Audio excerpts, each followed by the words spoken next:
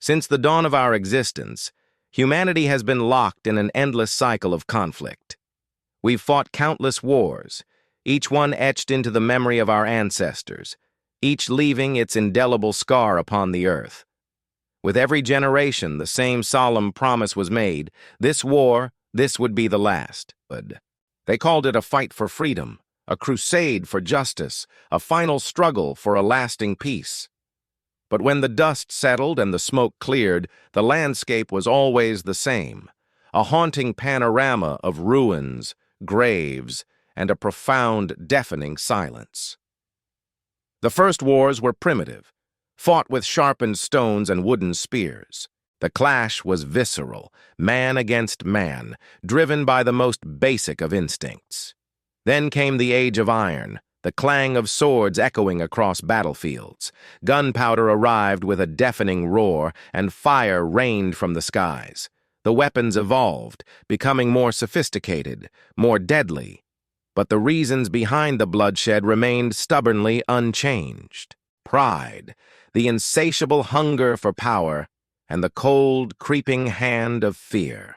In every declared victory, in every conquered land, something sacred was irrevocably lost.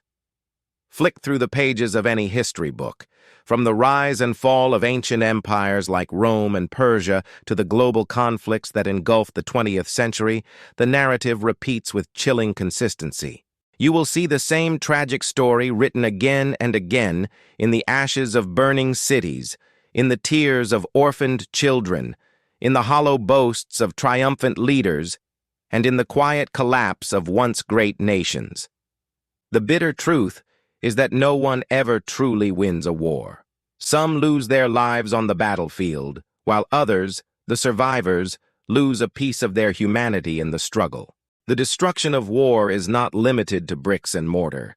It's a force that obliterates the intangible things that make us human. It destroys shared memories, the sound of laughter in a bustling marketplace, and the quiet tenderness of love. It snatches away fathers and mothers, sons and daughters, and with them, the dreams they held for the future. The physical battle may end with a ceasefire or a treaty, but the pain, the trauma, it echoes through generations. Those who survive are left to carry the immense weight of what they've seen, haunted by faces they can never forget, by choices they were forced to make. The war ends on the field, but it continues in the mind. And yet, in the face of such devastation, a remarkable, resilient spirit emerges. After every war, humanity begins the arduous task of rebuilding. We gather the broken pieces, and we promise ourselves with renewed conviction, never again. We construct international organizations, we sign treaties, we hold summits, and we talk endlessly about peace. But we've learned that peace is not merely a document, not just ink on paper. It's an active decision. It is a conscious choice to seek understanding rather than to impose domination. It's the courage to listen rather than the impulse to destroy. If we look closely, war has been a harsh but profound teacher. It has taught us that true courage isn't found in the act of taking a life, but in the difficult, often painful act of forgiveness. It has shown us that real strength isn't measured by the power you wield over others, but by the patience and restraint you show in the face of provocation. It has proven, time and time again, that no matter how much blood is spilled, the thirst for revenge can never, ever bring peace. It only perpetuates the cycle of violence, creating new grievances, new hatreds, and sowing the seeds for the next conflict.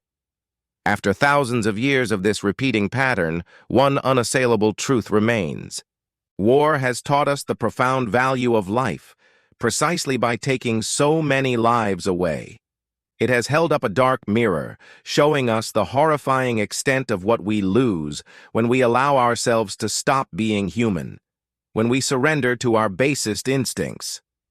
Perhaps then the real war, the one that has mattered all along, is not the one fought between nations with armies and flags. Perhaps the ultimate conflict is the one that rages within each and every one of us. This is the internal war, the silent battle between greed and kindness, between hatred and love, between ego and empathy. It's a struggle that takes place in the heart of every individual, every day. And when humanity finally, collectively wins that inner war, when we choose compassion over cruelty and understanding over judgment, only then will our world finally know a true and lasting peace. This, above all else, is what war has taught humanity. Thank you so much for watching and reflecting on this with me. If this message resonated with you, please consider liking the video and subscribing to the channel for more content that explores the deeper questions of our shared human experience. Stay thoughtful and stay safe.